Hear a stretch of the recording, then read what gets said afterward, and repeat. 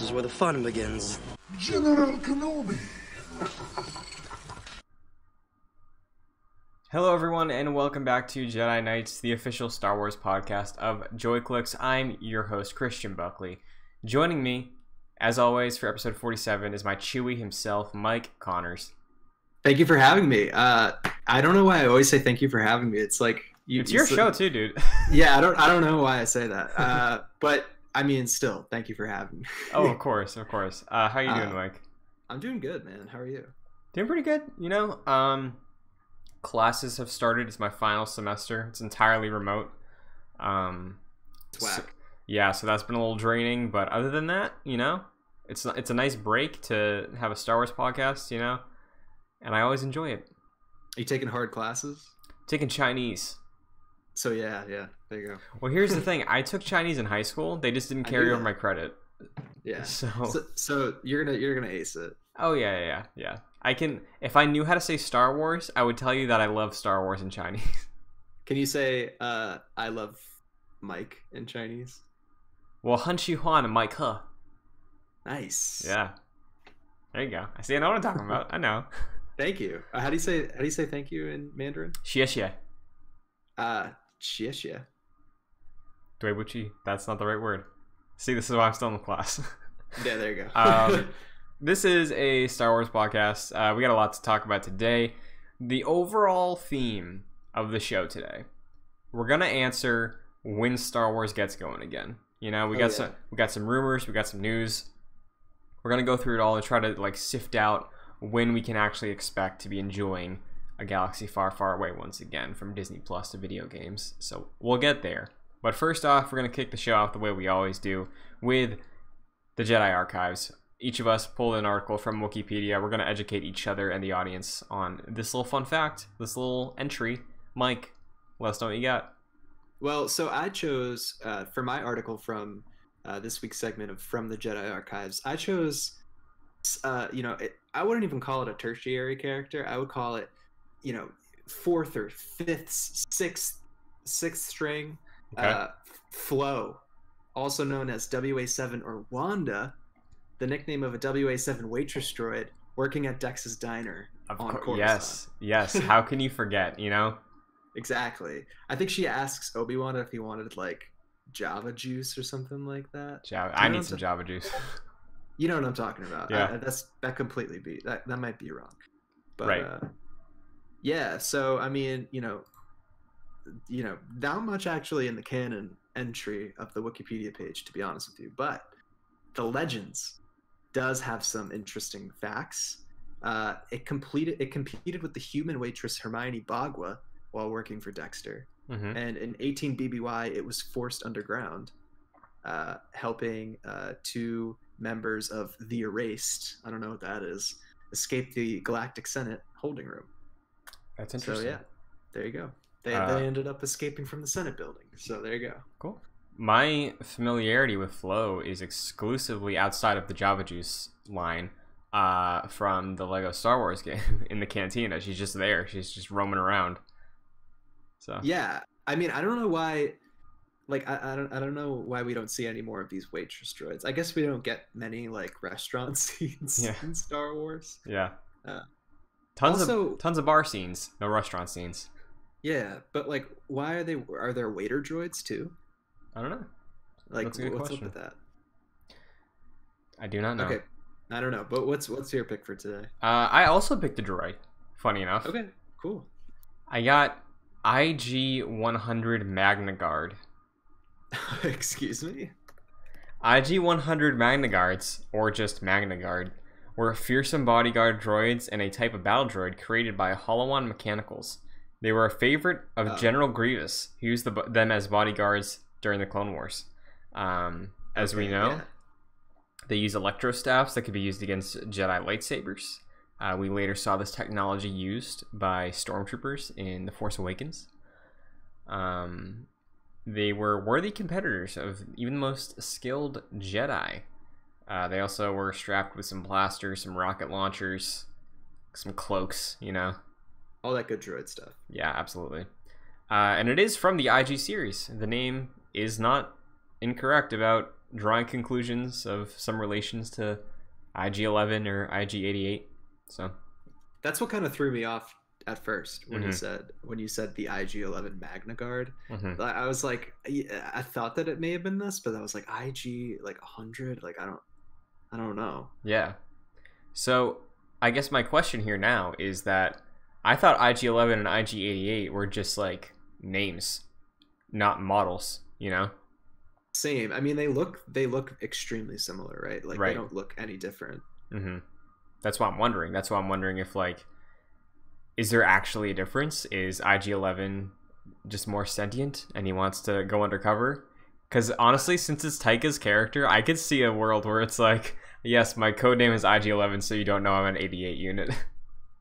Honestly, like how funny is it that we have like completely turned from loving IG-88 to loving IG-11? Yeah, just within the past year. I defaulted to IG-11 even when I said which one it was. Exactly. Yeah. So yeah. Yeah, that is interesting. I don't know the answer to that. But... Well, same manufacturer, I guess, though. So. I guess so. Do you think we'll see a Magna Guard in Mando season 2? Like an old, broken down, worn out one that's fighting for the rebellion now or something? That would be cool, to be honest. Yeah. I think I want to see more like battle droids or like super battle droids. It kind of doesn't make sense that like they fought this whole war and like after episode 3, like they don't really show up. Yeah. Like there's like I think that there's a battle droid in the background of like the Rise of Skywalker. But like that's about it, right? Yeah, and like Fallen Order, we saw remnants still, but like no even areas where it was like, oh, there's a rogue cell of battle droids that are still surviving out here and Cal has to deal with them or something. Like nothing like that even. So would be cool. I mean, we did see that in Rebels though. Yeah. But you know, other than that, I don't think we've gotten much of it. And it would make sense that, you know, I don't know, someone stole some battle droids and powered them up again or whatever. Yeah. Well, funny enough, both of us picked characters who stand out from the history of Star Wars with Lego, because as we close the book on Jedi Archives this week, it's time to talk some news, and I think we should lead with the one that's the most exciting and the most of a bummer. As we know, Lego Star Wars The Skywalker Saga was planned to be coming out in October or November of this year.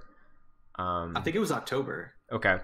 And we did an episode about Lego Star Wars a few weeks ago, just like our history with the Lego Star Wars games and what they mean to us. But you, multiple times on the show, have said, I will buy a Nintendo Switch so I can play Lego Star Wars on it, because it just makes so much sense. Like, it's a fun co-op game. You get a Switch, perfect co-op machine.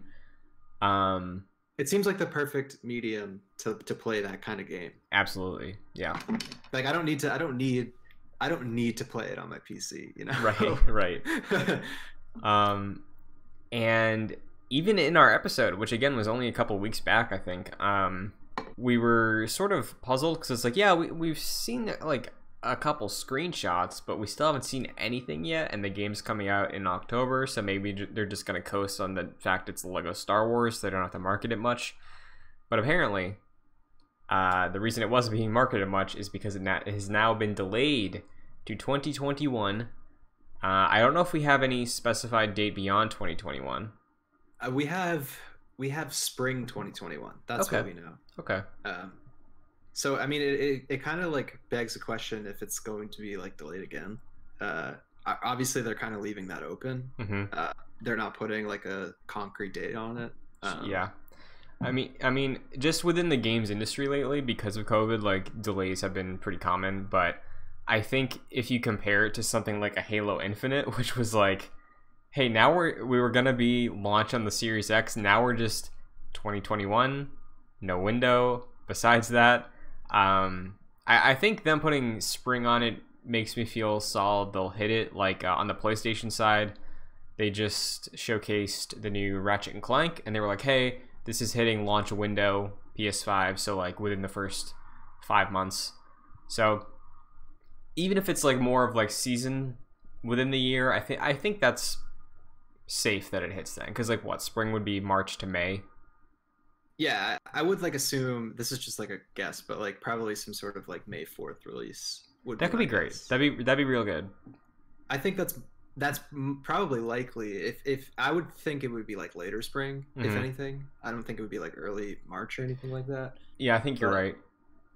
Honestly, like you said, a lot of stuff has been delayed because of COVID, so I'm not like super surprised. Mhm. Uh, one quick aside though, because you brought up Halo Infinite, and Oh, just sure. like made me think about this. It's kind of weird that an Xbox is releasing without like a Halo game to go with it. Yeah, Like, it is a little weird, right? yeah, I mean that's not Star Wars related, but like I feel I don't know. The Xbox 360 I don't think had that, but like I don't know, it just seems weird, especially since they were kind of hyping it up like that. Yeah, Besides the point though. yeah. I mean, and I get that too because that was like the first game they announced when they were like, "Hey, next gen's coming and it's launching with Halo." So like for years, people thought that, but yeah. And then for the past like 8 months, we thought we were getting a Star Wars game. Well, we still are actually, and we'll get to some new Squadrons news in a bit. But both of us, That's right. Yeah. both of us have this trailer pulled up. Basically, Are we trying to like scrub through it a little bit? yeah, we can roll through and pull out some interesting tidbits. The gist of the trailer, if you haven't seen it, basically think of any Skywalker Saga hype trailer that you've seen edited by like anybody that covers like some iconic scenes from each movie. It's that, but Legofied. Yeah. But what's nice here is that it does have voice dialogue, which I know some people are split on in terms of if they like that or if they don't like that in the Lego games. What's your take on that? I like it when it's original voice acting and not pulling lines from the movie. That's what it is here, I think. Right, yeah, it is original recordings for the game, which I appreciate. They sound good too from what they showed. Yeah, they definitely do. So I think it's nice because it's meeting in the middle in a way where it's doing these iconic things. It's having these pretty solid takes on all the characters we're familiar with, but it's also using a lot of the Lego prop humor that we had in like the original games, you know? Yeah, yeah. And we come to that a couple times in the trailer, like Luke's doing the upside down, meditating, levitating the rocks, and there's like postcards in there and stuff like that, and like Sidious in the throne room tries to do his electricity, and then he pulls out like the actual Lego Yeah. things that look like electricity, and he like tosses those aside and actually does it. Like it's keeping its charm and it's fun, you know. It's not just a one-to-one remake of the movies. No, that's totally true. I think there's like also like some scene with Palpatine like fishing out Vader from the river on Mustafar. Or Yeah, something. yeah, that's really good. That's very like old school Lego Star Wars vibes. Definitely. So yeah, we get a specific scene from each movie. If we want to run through those, that might be a good way to start it out. First up for episode 1, we have Anakin in the pod race. We get to see Qui-Gon looking all Qui-Gonified. Mhm. And honestly, like we get like a first person view of the pod racing too. And Right. I guess that's my first question. Do you think that the pod racing segment in this game, it might be like first person, or do you think it's going to be more like it was in the original?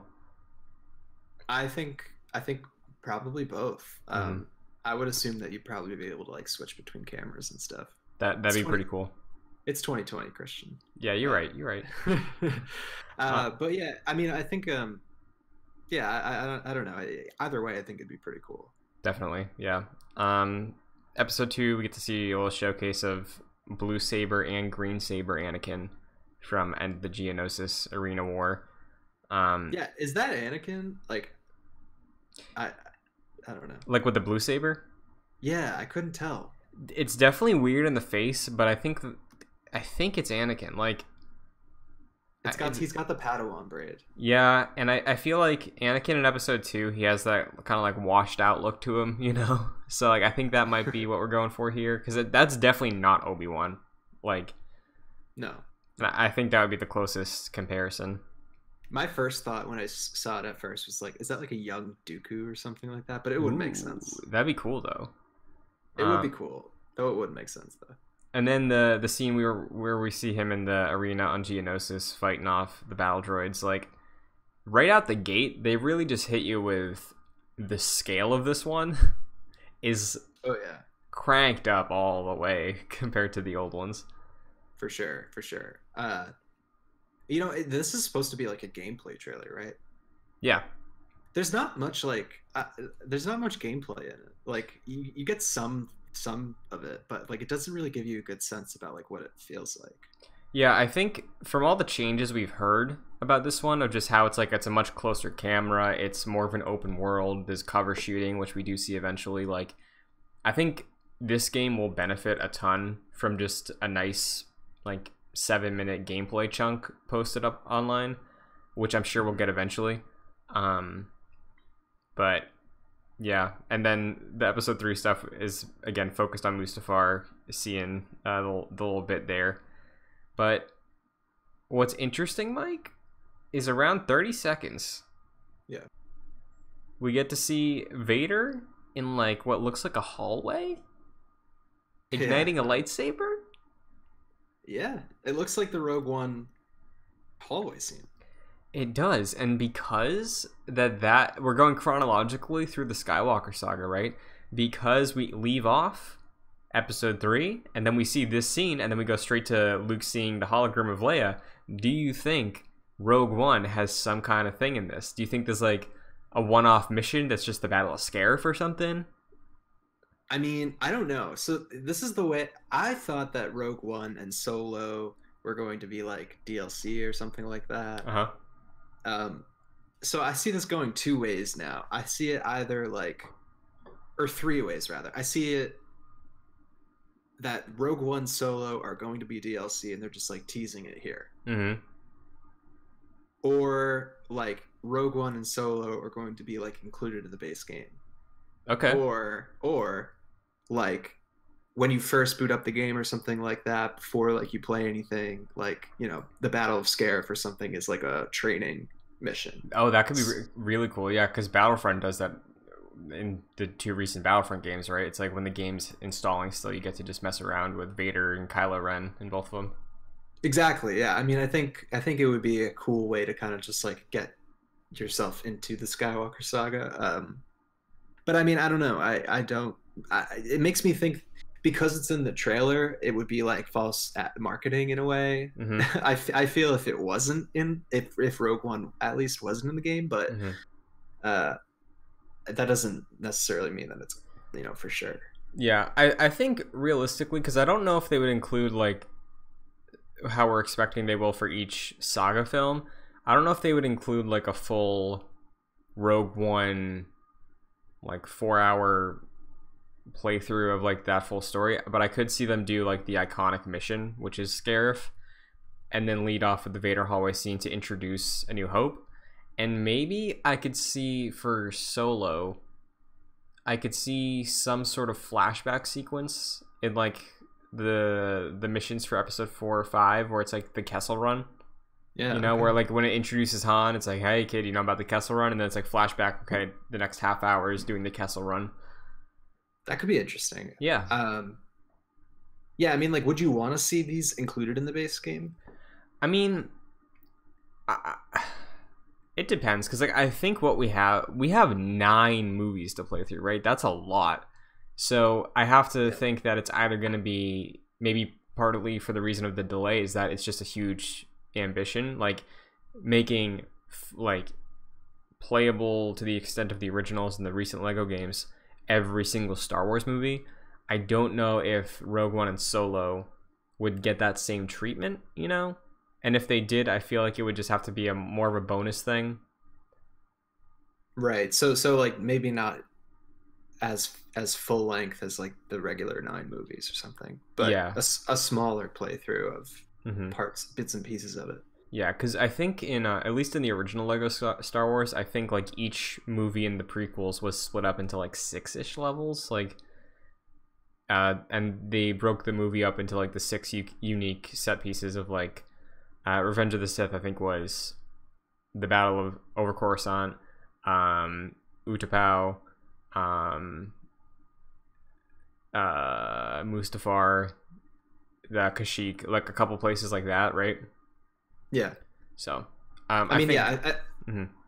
I was gonna say I do think that it's gonna follow like the main set pieces of each of the movies for sure. Yeah, I think that's likely.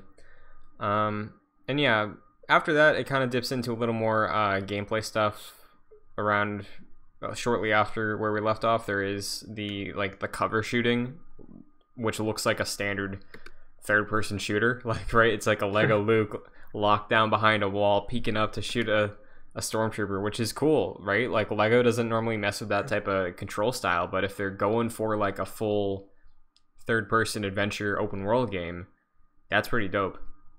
Honestly, man, like we don't get to see much of like the heads-up display or anything. Mm-hmm.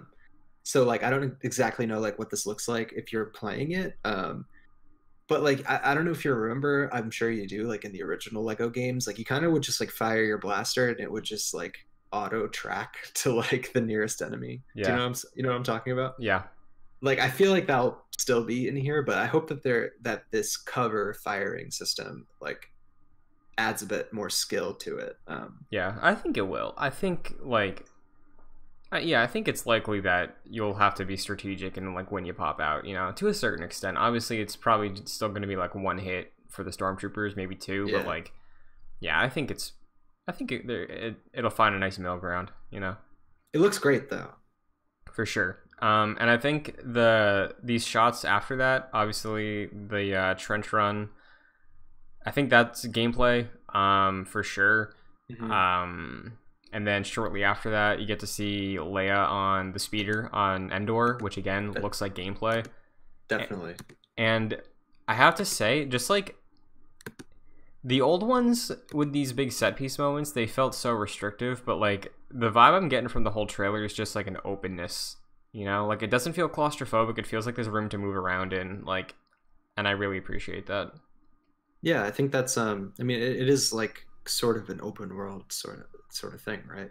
Yeah, because I think from press that saw it at E3 last year with some like behind closed door stuff, they were basically saying that it's a reinvention of the Lego series as a whole, not just Lego Star Wars, and they're really opening it up to the point where like you can just get in a ship and fly into space, like travel between planets like that. So like it does sound very ambitious, especially for a Lego game, Yeah, it sounds great. Yeah, and it's cool too because the Lego games that we know them to be today, like they started because of that original Lego Star Wars game, so seeing them have a massive reinvention again with Star Wars is kind of cool. For sure. Do you want to keep going through the trailer? Yeah, sure. After that we get a lot of story stuff, like a lot of looks into just like little bits and scenes, like more of the prop humor. Leia taking off her her hair. Mm-hmm. One that stands out for me is the Rey meeting Luke at the end of episode 7, and then the cloak turns around. It's 2 porgs in a trench coat. Yeah, that's good. So good. That's very good. But if you don't mind skipping a bit, we get to see a little more like slices of gameplay, like Finn ziplining's gameplay for sure. Mm-hmm. But we get to see some saber combat around a minute right. on like the collapsed Death Star, and it looks like a legit melee system, not just like hacking and slashing, right? It looks like there's some weight there. It looked like I'm like kind of just playing it over again. Like Rey kind of like parries and stuff, dude. Which is like very interesting for a Lego game. Mm-hmm.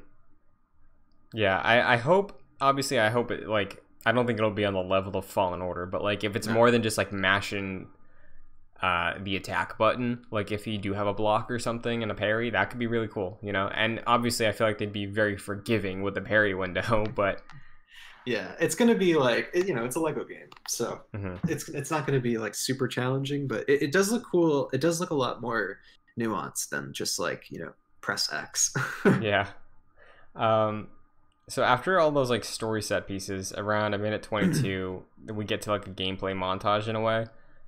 So we get to see Battle of Hoth, which looks pretty cool, flying the snowspeeder.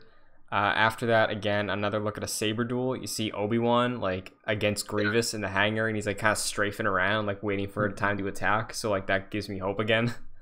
Totally. It looks like definitely deliberate lightsaber combat for sure. Yeah, which is very exciting. I think. I wonder if they had the Fallen Order guys help him out with that. Hey, maybe, you don't know. They could, I right? mean, it's possible, yeah. And from the sounds of it, and from like how much effort they're putting into this game, and like what they wanted to do for like just celebrating Star Wars, I wouldn't be surprised even if like Cal is an unlockable character at some point. Like not in the story at all, but like go to the cantina, go to see all the characters you can unlock, and then Cal's one of them. For sure. I feel like we're going to be seeing a lot of like very random characters. Oh, for sure. Speaking of, shortly after, like we get to see Luke and the Rancor, Mace Windu running through the streets of Coruscant, which was a great shot. This gives me the most like open world vibe. Oh, definitely. Yeah. It looks great. And honestly, I like how the advertisements are like, I don't know if I have it like kind of frozen right here, and like the advertisements are like very like Lego still. Yeah, I like it.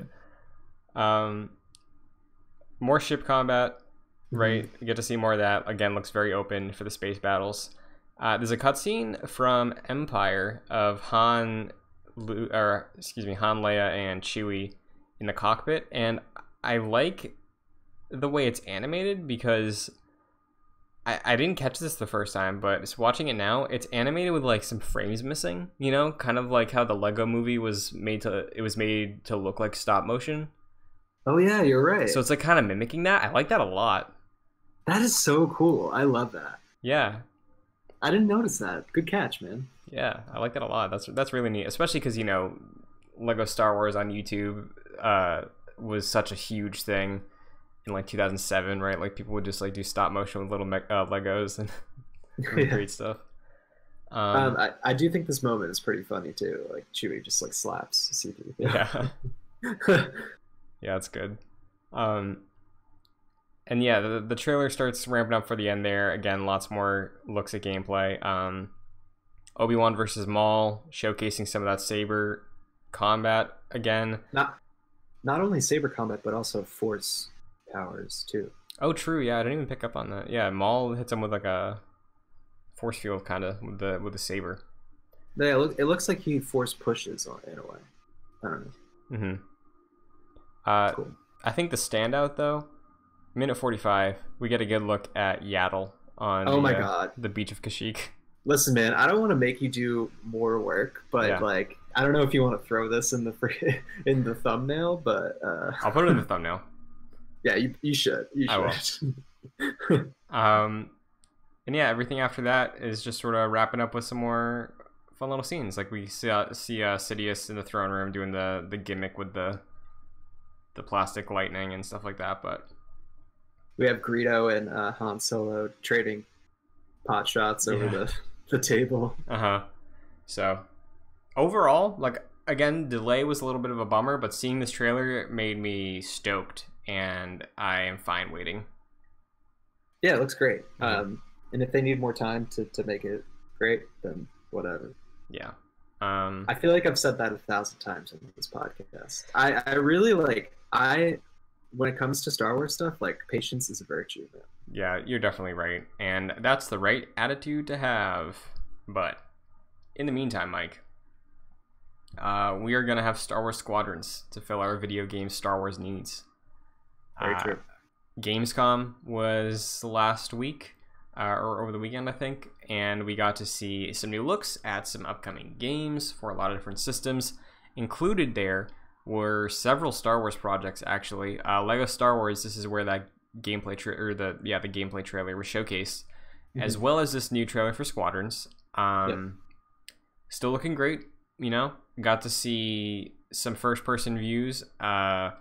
It's kind of what we speculated. It seems like you're going to be able to walk around the command ship, and just explore the deck and the cockpit and stuff like that in a first-person perspective. And the character was showcased talking to a couple people, like commanding officers and stuff like that, including Hera. Hera made another appearance in this game, talking directly to the player, so that was a neat little thing to see, midway through our Rebels watch. Yeah, I mean, I think I honestly I didn't see this trailer, Okay. so I haven't watched it. Hmm. But that sounds cool. That her is in it. I mean, this takes place after you know, Return of the Jedi, right? Right, yeah. So New Republic is here. We got a little glimpse of like the New Republic story of like there's still, they said in the trailer there's still shadows of the Empire, which I thought was neat. Shadows of the Empire, yeah. Yeah. But Mike, I was looking very hard for any reference to Alphabet Squadron. I couldn't find one in the trailer. Really? Yeah. So you know, like you don't know. Could be in the game. You know, could just be hidden in there somewhere. But nothing showcased yet. Nothing on the level of look, Hera is in this. I can't believe I haven't seen this. Why did I not? This must have just not like. This must have just like completely just flew under the radar for me. So I mean, apologies. to be fair, there was not much to take away from it. It was just like, hey, the game still looks gorgeous. Hey, Hera's in it. Hey, this is a little more of the story that you kind of assumed that the New Republic does not like the Empire. Not too much new looks at gameplay. Again, we got some cockpit scenes or perspectives, and they brought up VR again during the show. So like, it's kind of the same. It's more of the same, but still looks good. So, Cool. and that's still hitting October 2nd on everything for $40. So, You think you're gonna get that like right when it comes out? I might wait a bit. Might wait until Black Friday. Me too. Because I think I could maybe get it for like 25 if I hold out a little bit. I'm not like super like I'm not so hyped that I need to play it the first day it comes out. I'll tell you, like, I know a friend of the show, co-host of JoyClicks Gamescast, Kevin Diaz. I think he's locked in for this game 1000% because of the things he's seen for it, because of like conversations he's had with some behind the scenes stuff, and the fact that Hera's in it because he loves Rebels. Okay. Yeah. And I think if they even threw in just like a reference or like a render of one of the pilots from Alphabet Squadron, I think I might end up going day one, just because it was really cool reading the book and then timing it with this game of like, hey, it was a really fun story about fighter pilots, and now we're getting this really fun game about fighter pilots. Like, it just seems like it's so obvious, right? I know, but like you got to remember, like, who really like reads the Star Wars books? You're absolutely correct. So, like, not many people, I would say, like the majority of Star Wars fans probably haven't read Alphabet Squadron. So, like, you know, I would be surprised if like this game didn't have any reference to it at all. Like, I think it probably will, but I don't think that they would use that as like a marketing tool. Yeah, but they're not. They're not like you know, well known enough. Yeah, like I don't have no hope because I think it does again make too much sense. But yeah, it's not like a thing you would throw in the trailer for like a big moment of like oh, you know that person. It would be more of like a list of like 40 Easter eggs you missed in this 2-minute trailer, and it's like, oh, in the background you see there's this pilot from the book Alphabet Squadron. Yeah, it's like chats in the background, yeah, like that. But like, yeah, I would, like I said, I would be surprised if like the game didn't have any reference to it. I'm sure it will.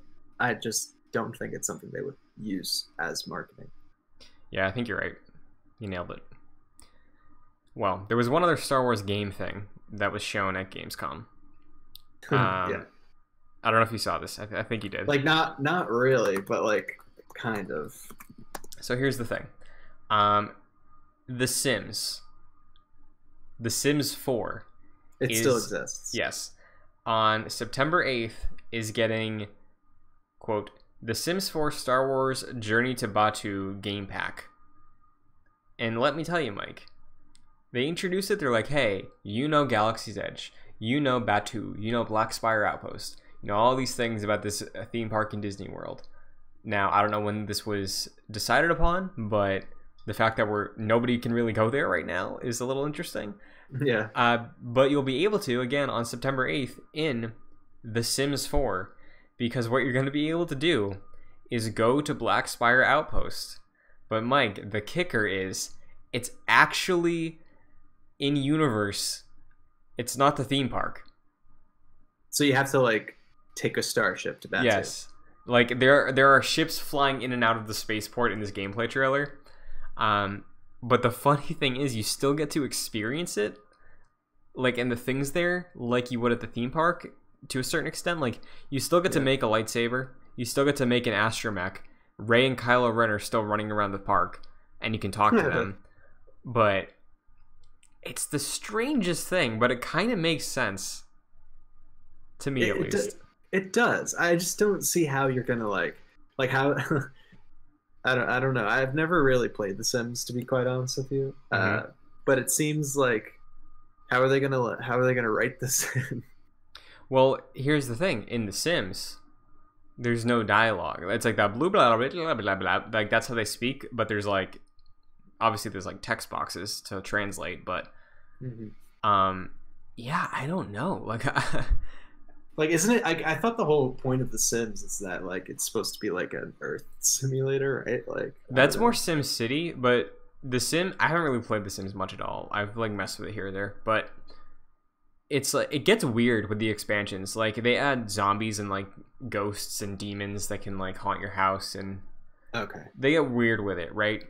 Okay, so they've already been weird with it. I didn't know that. Right? Yeah. But yeah, I just think this is pretty interesting because they have like Twi'leks and Hondo's in the trailer. He's in the bar. Yeah. But yeah, so like is it like an add-on? Yeah, it's an expansion. So I don't know how much it costs. I'm sorry. I also didn't mean to interrupt you. Oh no, it's fine. I don't know how much it costs, but I do own The Sims 4 on PlayStation 4 because it was free a couple months ago from PlayStation Plus, and I was like, of course I'm going to claim it even if I'll never play it because I want the option if I ever decided to. And let me tell you, I think it might pay off because if this thing's cheap, if it's like $10, I might do it. Yeah, is it $10? I have no idea. I could see it be like 30. Let me pull up the EA website and see. But it's super weird, I have to say. It's like it's very random. So, but it looks cool though. And it also looks like you can get your own droid too. Yeah, and I think you still get to customize them and stuff like you can at the park. But Mike, did you see anybody talking about this online at all over the week? Not really. I saw that, like I saw it and then it just like went away forever for me and I didn't follow up on it. Yeah, so the Sims community, apparently they're pissed. They're like, really?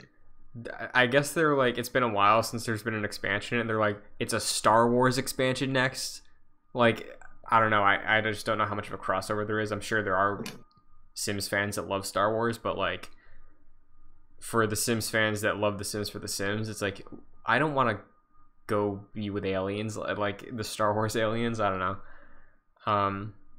I see that the YouTube video has more dislikes than it has likes. Interesting. So 38,000 likes to 92,000 dislikes. Oh wow, that's a lot more than I thought. Yeah, it's a pretty wide, it's a pretty commanding lead here. Yeah, for the dislikes. I did see though on the positive side, I saw some people comparing it to like the old days of like Star Wars Galaxies where you could just make a character and RP as like a bartender in Star Wars or something. Like I saw people comparing it, like there's shades of that in here. We don't know the extent, but definitely the weirdest Star Wars news I've seen this year, I think. Yeah, totally. I'm not really sure if I'm into it. Like I guess I don't play The Sims, so it's not really my thing. Right. You know, for some people, I'm sure they're hyped. For those 38,000 people out there who are hyped about it, good for you.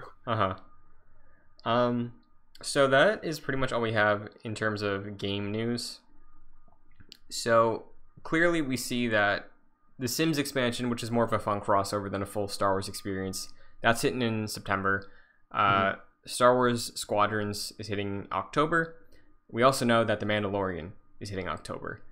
Right. So we are getting a bit of a bump coming up for Star Wars news compared to what the summer's been, and Star Wars content more specifically, since Clone Wars in February and March was the last thing.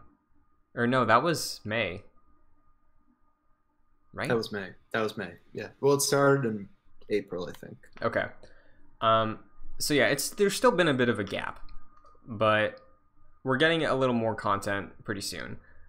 And I think it's safe to say we'll start to see that soon, you know, for like at least on the stuff that's not been in the forefront, like Mando.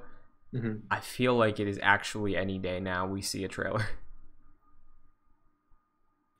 Yeah, I mean, I think, you know, since it's going to be in October, like you said, the fact that we haven't seen one yet is actually kind of concerning me in a way, because does it not concern you? I feel like we're really getting down on the wire here. They haven't marketed it at all. Like there was a lot of marketing for season 1 and everything. Yeah, and we have seen zero.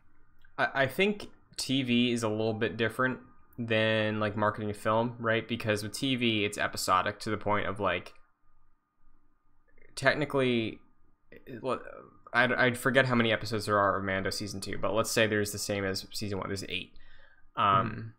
You have 8 weeks before you have to tease like the final stuff. Like technically, they really only have to tease the first like 3 episodes, maybe 2, or honestly the first episode, with how big the first season was, right? But with season 1, going into it, it was an unknown thing, right? That's true. I guess they don't need as much marketing. So you're right. If it's just about the first like episode or 2 for marketing, I feel like they could drop that the latest like the middle of September. Yeah, if it gets to like September 15th and like we haven't seen anything or heard anything, that's cause for concern. Like that's serious cause for concern. Right. I think you're right. Well, via Kessel Run transmissions, we know a little bit about what may be in this upcoming alleged teaser for now Mando. So Kessel Run transmissions is like some YouTube channel, right? Yeah, there's a podcast. They've been pretty. I think we've talked. Like I've seen the name before. I think we've talked about some of their reports in the past on the show. I heard that, you know, some of their rumors have come true. So yeah. Well, the recent one, we got two big hitters right now. First one is more in line with what we're talking about the Mandalorian, specifically Ahsoka Tano in the Mandalorian.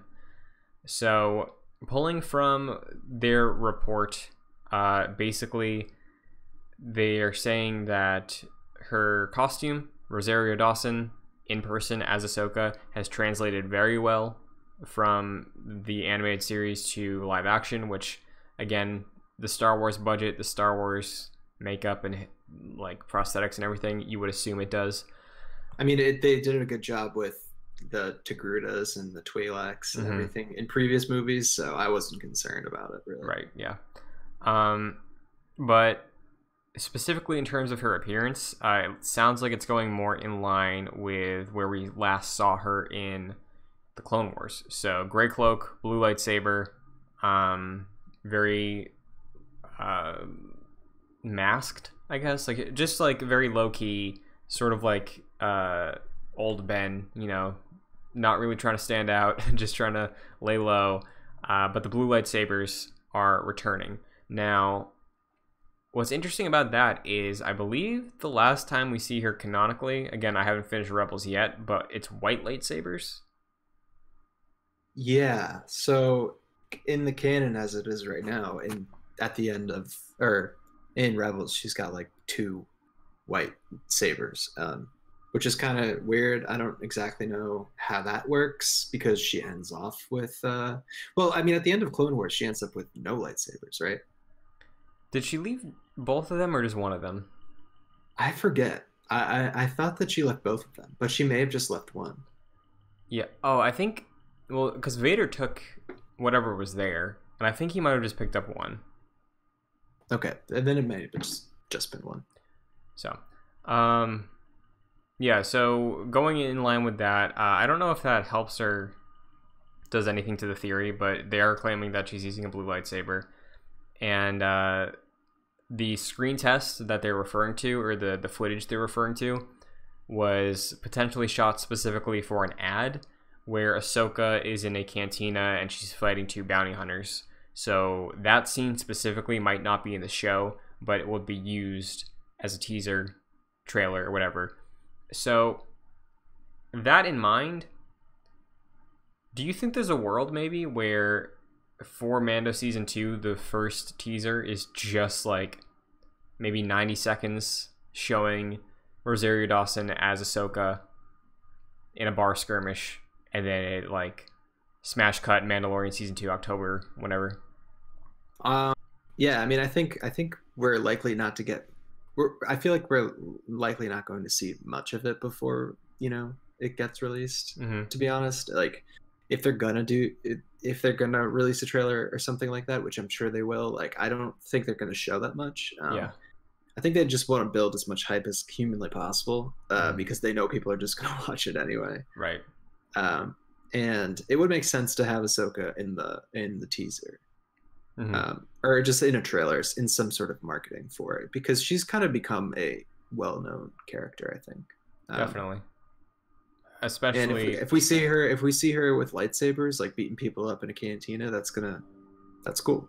Yeah, that's gonna be like that. I feel like if this isn't released on its own as just an ad for Mando season 2, that's the thing you end the trailer with, right? Like you end the trailer with, after the whole Mando and Baby Yoda setup and Cara Dune, whoever's involved with season 2, like you have a camera going into a cantina with 2 bounty hunters that are looking around the room, and then you just like the camera focuses in on this woman who's like hooded, and then they go up to her, she like ignites a lightsaber, turns around, like slices them down. Like that is how you end a trailer, and then it's the reveal of the face, and it's like Mando season 2, right? Yeah. I mean, I don't think that they're going to be shy with like using her for marketing. I think that they definitely should, actually. We know that she's going to be in it. Like they might as well just double down on it. Yeah. And just considering the year too, like again, back in May, Ahsoka was the face of Star Wars, like this year I feel like she has been, because Clone Wars blew up. Us, along with many other people, watched Clone Wars for the first time this year. The entire finale of that show, which lasted for years, withstood several cancellations, ended on Ahsoka's story during Revenge of the Sith, right? So like there's this like building like support and I guess like hype behind Ahsoka that you're absolutely right. It would feel weird if they don't capitalize on that, Yeah, for sure. It's like one of those things that like in a way I wish like could have just stayed a secret. Yeah. But like you said, I think you kind of hit it right on the money. She's become the face of Star Wars. At least this year, people are well aware of who she is and like her connection with. Well, maybe not. I don't know if I'm speaking from my own bubble here, but I think most people know who she is. Yeah. Or at least I can associate her with Star Wars. I know for a fact that some of my friends who didn't watch Clone Wars, they like just asked like, so who's Ahsoka? Like they're aware that she exists, So. I mean, you could easily explain who she is, like in Mandalorian to people who don't know. Right. Yeah. This is a quick throwaway line. Give her own old Ben scene talking about her old master, like something like that, like just reflecting on the Clone Wars. That'd be cool. Definitely, I think that would absolutely happen. Yeah. Speaking of the Clone Wars and looking back in time, Kessel Run is also saying that for another Disney Plus series, which we talked about very recently, Kenobi, we got some more information about the setup, and specifically following up on the rumor that Hayden Christensen will be in the show. Oh, yeah.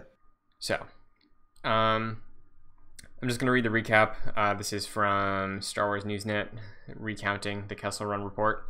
Yep. So, the show is going to go back and forth between the height of the Clone Wars and at some point near the start of the Dark Times following Order 66 and the formation of the Galactic Empire.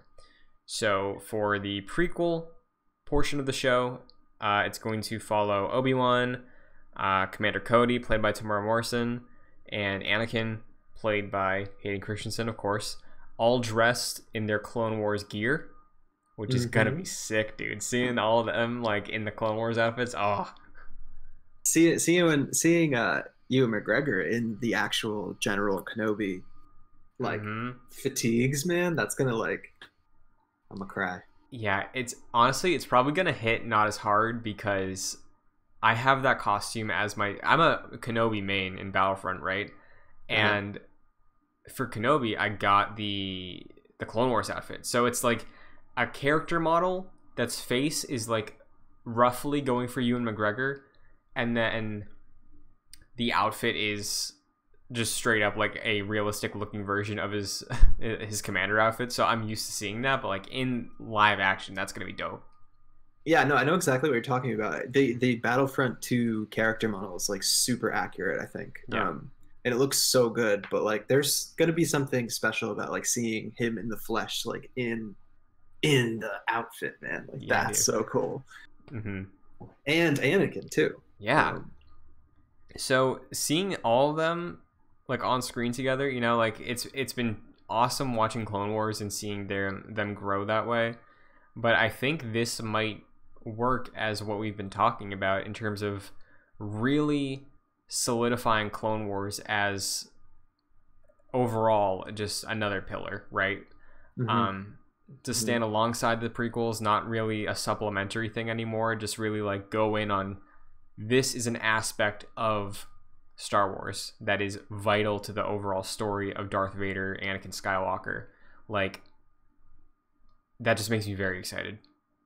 For sure. I mean, I'm kind of curious what you think about this rumor is kind of saying that's going back and forth like between time. When I first heard of this show, I kind of thought that maybe it was going to be sort of like focusing in on Obi-Wan during this time exclusively, and now we're getting like these reports that there might be some heavy flashbacks and everything. I'm kind of curious like what your take is on it. So I can read a little more based on what the purpose of the flashbacks are going to be, because there's like a little hint. And then I'll answer your question. So it sounds like there's not like a clear version of what the main narrative is of the flashback stuff, but for the present, it's going to be the Empire hunting Obi-Wan. And there were also rumors that originally the show was going to be Obi-Wan on Tatooine looking after Luke, just from a distance. Apparently, there was a casting call for 8-year-old boy and girl, so it would have been Luke and Leia. So I don't know if that would have involved him leaving Tatooine or what, but it sounds like most of that reporting came from before the rewrites. So I think, to answer your question, the reason for it, I think, might be more to differentiate it from Mando, right? Because with Mandalorian, it is more of a very much a here and now. A lot of that show in the downtime, it's like just slow setting the atmosphere, right?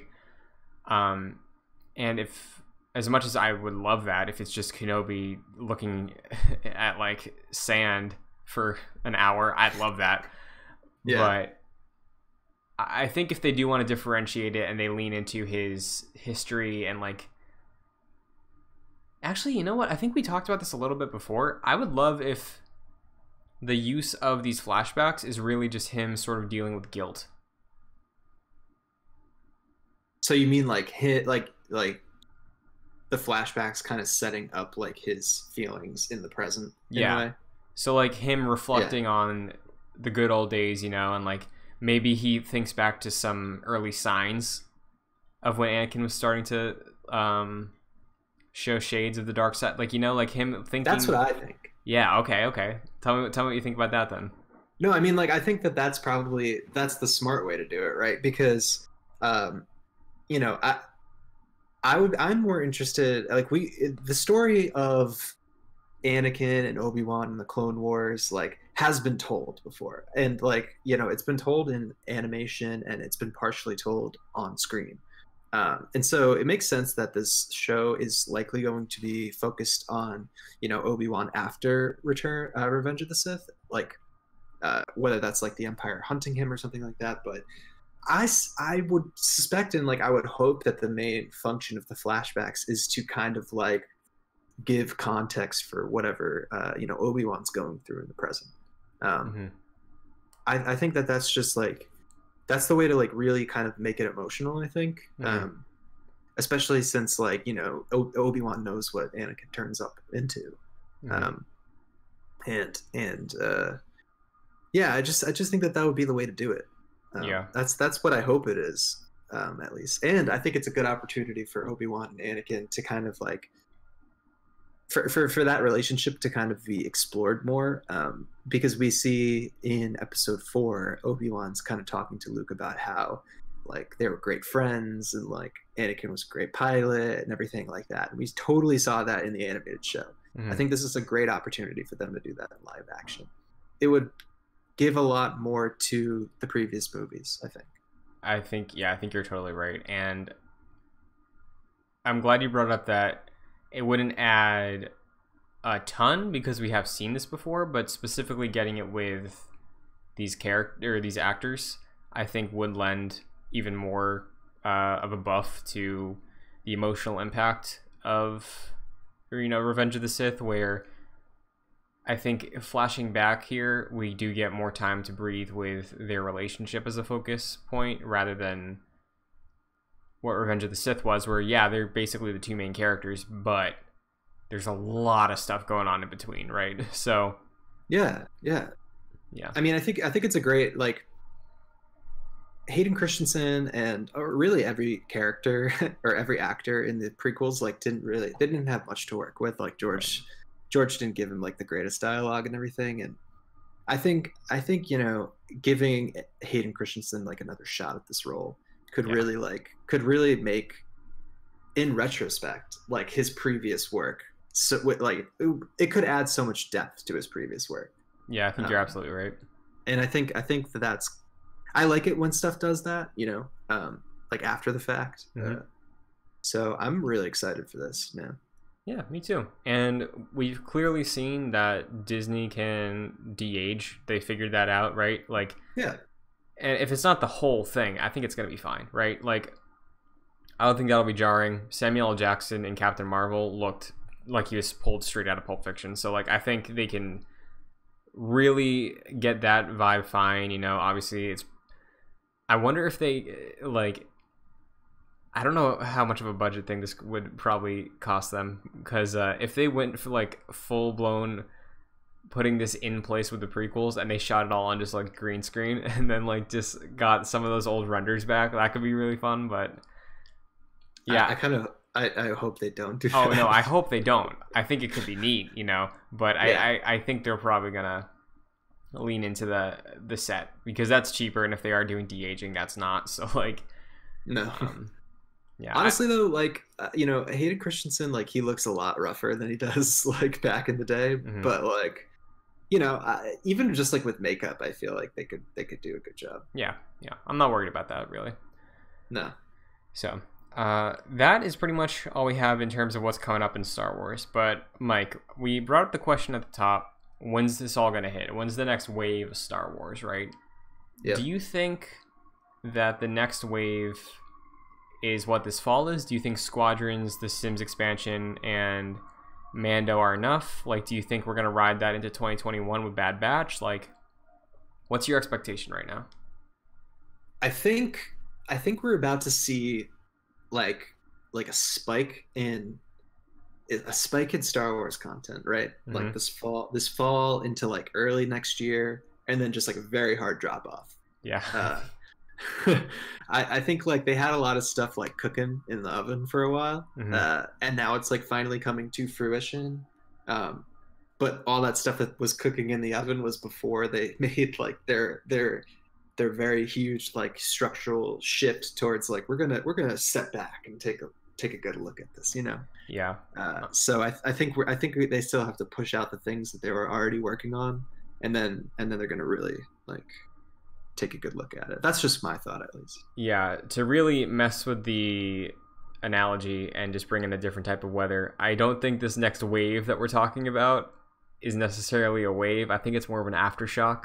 of what the end of last year and early this year was, you know. I think that's a great way to put it. Yeah, because like Mando season 2,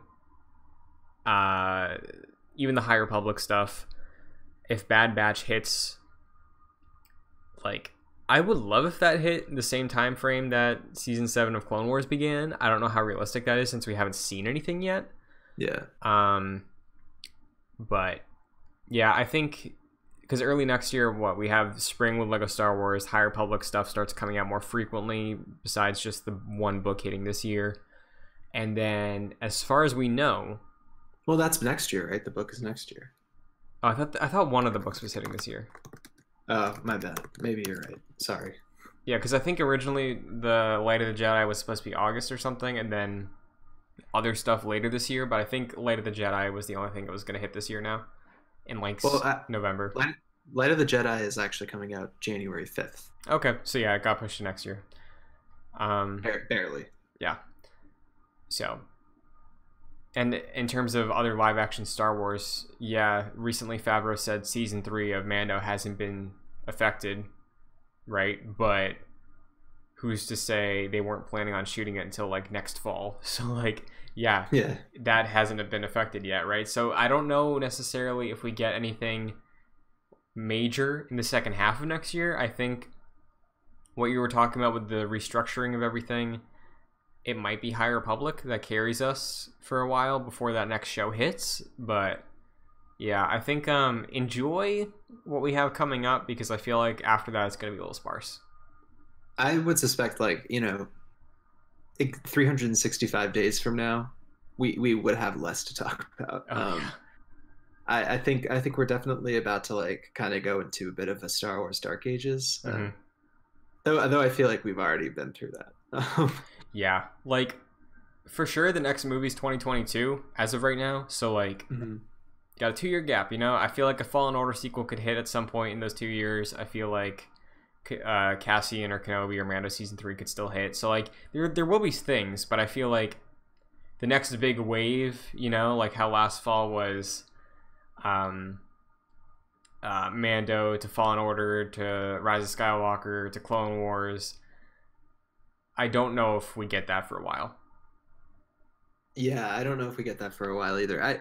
I think like best case scenario, this time next year we have like The Mandalorian season 3. Like maybe. Coming? Like I don't even know. Like I think we're about to like hit some low stuff. And I would say that like it won't be till like 2022 that we'll start to see them sort of like I don't want to say rebrand, but like refocus. Yeah, I think that's the right way to put it. Yeah. So, well, honestly, here's the thing. When we talked about 2022 for the next movie a couple weeks ago, I was like, man, that's far away. But this year's almost done. It's not really that far away, yeah. Yeah, so we have one off year. That's fine. Marvel basically took this year off, and I'm honestly kind of glad they did. But like, it'll be like 2 off years, really, for like films. Yeah, but I think like Mando and stuff and Clone Wars were still like major enough that we're fed for a while. Yeah, they're feeding us the slop. Yeah. So, well, I feel like we've answered our question, Mike. So, if there's anything you'd like to shout out before we wrap up today, go for it. Yeah, you can follow me on Twitter if you like, at Mike P. Connors. Very nice. You can follow me on Twitter, Instagram, and Twitch at Chris N. Buckley.